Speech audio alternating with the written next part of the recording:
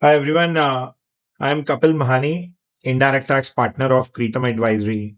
On the logistics side, we have discussed in my last video that what is the GST rate post the GST rationalization on GST 2.0, wherein on the logistics side, just to quickly wrap it up, we discussed the GST rate on the logistic industry with ITC under the FCM side, forward charge mechanism, is 18% with ITC, which is presently 12% with ITC. Now this rate of 12% with ITC and 18% with ITC, which has been changed, will be effective from 22nd of September, and this will be applicable to only those good transport operator which will be issuing the consignment note, and that consignment note will be issued by them only.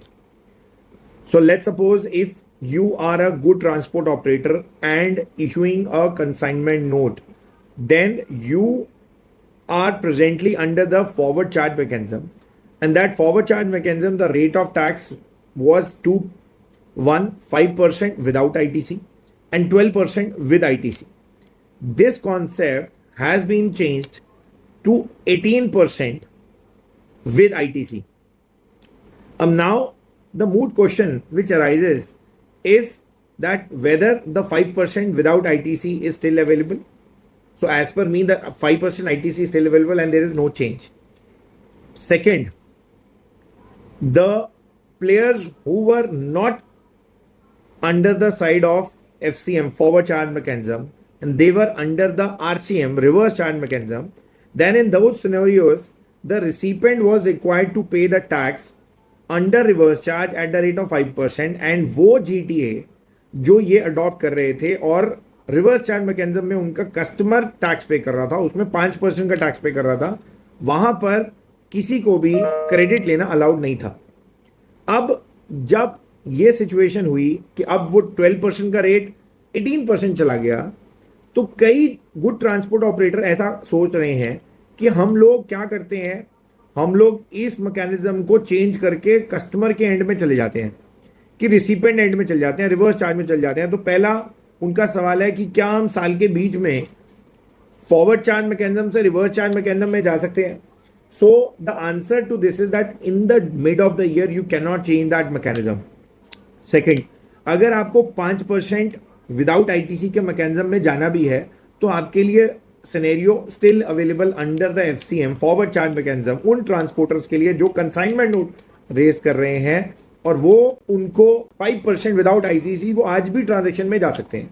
तो उनके पास कोई mandatory नहीं है कि उनको 18% ही transaction में डालना है. तो इस आंसर से आपको ये क्लैरिटी मिलती है कि आप अपने अनुसार अपने कस्टमर को जीएसटी रेट चार्ज कर सकते हैं. 5% विदाउट आईटीसी, 18% विद आईटीसी.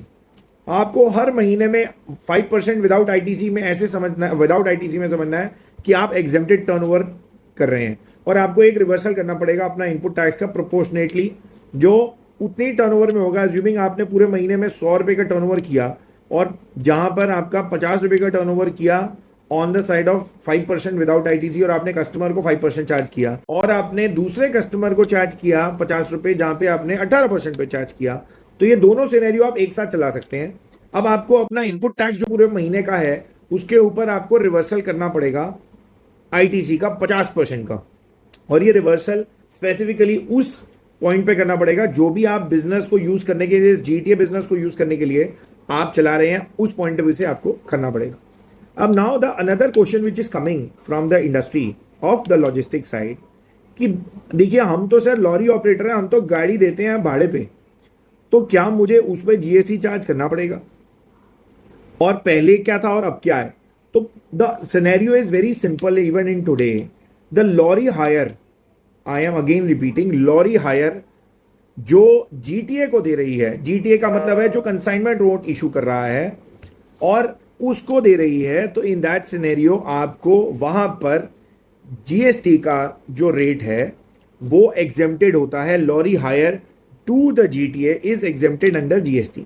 इसका मतलब है, अगर लॉरी हायर का मतलब है अगर आपने जीटीए का बिल कंसाइनमेंट नोट नहीं काटा और आपके कस्टमर जो लॉजिस्टिक कंपनी चला रहा है जिसका कंसाइनमेंट नोट है उसने अगर कंसाइनमेंट नोट काटा और वो जीटीए ऑपरेटर है, तो आपको वहां पे lorry hire to a GTA is taxable और आपको वहां पर टैक्स रेट नहीं चार्ज करना पड़ेगा और एग्जेम्प्टेड ट्रांजेक्शन में फॉल कर जाएगा। अब यही सिचुएशन में अगर हम लॉरी हायर ना बोल के इसको लॉरी रेंटिंग बोल देते हैं, लॉरी हायर और रेंटिंग का फर्क कुछ ऐसा है जहां पर बहुत कुछ मिनिमम सिनेरियोज में आपके पॉइंट ऑफ व्यू से, अब लॉरी हायर और रेंटिंग में एक वन ऑफ द बेसिक है कि रेंटिंग के अंदर कंट्रोल आ जाता है जो रेंट पे ले रहा है, और हायरिंग पे कंट्रोल हमेशा उसी के पास रहता है जो कंट्रोल जो दे रहा है। तो अज्यूमिंग अगर आपने किसी से लॉरी हायर पे लिया तो उस हायरिंग का कंट्रोल उसी के पास में है जो हायरिंग पे दे रहा है, और अगर लॉरी रेंटिंग पे दिया तो रेंटिंग पे सामने वाले का कंट्रोल आ जाता है कि मुझे किस डायरेक्शन पे गाड़ी घुमानी है, किस डायरेक्शन से लेके जानी है, इसके ऊपर मेरा ब्रांड लगा होगा, इसके ऊपर फलाना चीज़ें मेरी लगी होंगी। इससे ये नहीं फर्क पड़ता कि रेंटिंग अगर आप ट्रक ड्राइवर के साथ भी ले सकते हैं, डीजल के साथ भी ले सकते हैं, and that makes a lot of difference. अब ये लॉरी हायरिंग और रेंटिंग में फ़र्क क्या है? अगर आप लॉरी हायरिंग की सर्विस देते हैं जीटीए को तो वो एग्जेम्प्टेड ट्रांजैक्शन है, और अगर आप लॉरी रेंटिंग की सर्विस देते हैं जीटीए को तो ये टैक्सेबल ऑप्शन है, और यहाँ पर 18% का रेट लग जाएगा विद आईटीसी। इसमें जीएसटी पुराने टाइम में जो आज है इसमें 12% का रेट था प्रिस्क्राइब, 12% विद आईटीसी। अगर आप गाड़ी को विद डीजल दे रहे हैं fuel to the customer and that customer is GT और एनीवन इट कैन बी, और वहां पर आपके पास रेट लग जाएगा 18% विद आईटीसी। उसी में जीएसटी रैशनलाइजेशन रेट्स में एक ऑप्शन दी गई है कि 5% विदाउट आईटीसी का भी दिया गया है कि आपको 5% विदाउट आईटीसी मिलेगा रेंटिंग वाले आदमी को। एंड उसमें एक बेनिफिट पॉइंट है, अगर वो रेंटिंग वाला आदमी पीछे से रेंट पे ले रहा है और आगे भी रेंट पे दे रहा है तो वहां पर उसको उस रेंटिंग का क्रेडिट मिल जाएगा। अब इससे अभी तक 3 पॉइंट्स क्लियर हुए। पहला, जीएसटी का रेट जीटीए पे क्या है, वो जीटीए कब कहलाया जाएगा अगर वो कंसाइनमेंट नोट रेज करेगा। लॉरी हायरिंग अगर किसी भी जीटीए को देगा, या लॉरी हायरिंग किसी अदर पर्सन को देगा और फिर अदर पर्सन जीटीए को देगा, तो लॉरी हायरिंग अगर किसी पर्सन को देगा तो वहां पर उसका जीएसटी लग जाएगा और वहां पर वो ट्रांजैक्शन एग्जाम नहीं है। हाँ, अगर लॉरी हायरिंग डायरेक्टली जीटीए को देगा तो वो ट्रांजैक्शन जीएसटी से आउटसाइड है, एग्जाम ट्रांजैक्शन में आती है। Lorry hiring to a GTA is exempted, lorry hiring to any other person even if it is a courier company is not exempted.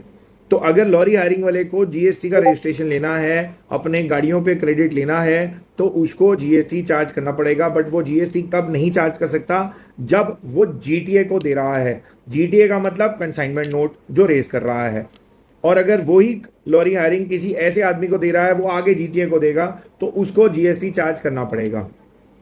अब इसी ट्रांजैक्शन के अंदर एक और एस्पेक्ट समझते हैं कि आपका एफसीएम से आरसीएम का शिफ्टिंग क्या बीच में पॉसिबल है। इस पे हमने डिस्कशन किया कि एफसीएम से आरसीएम बीच में आप शिफ्ट नहीं कर सकते। अगर आपको 5% का ही जीएसटी विदाउट आईटीसी करना है तो एफसीएम में आपके पास ऑप्शन है कि आप किसी भी ट्रांजैक्शन में ड्यूरिंग द ईयर एफसीएम 5% में ला सकते हो, किसी भी ट्रांजैक्शन में 18% विद आईटीसी में जा सकते हो। आने वाले सिचुएशन में जो आज के टाइम में 12% विद आईटीसी है, तो ये भी एक बहुत इंपॉर्टेंट एस्पेक्ट है। During the year you can not change from forward charge to reverse charge mechanism. I hope I am able to clarify your all questions. If anything you want to ask from me, you can put a mail to me at kapil@Cretum Advisory, CRETUMADVISORY.com.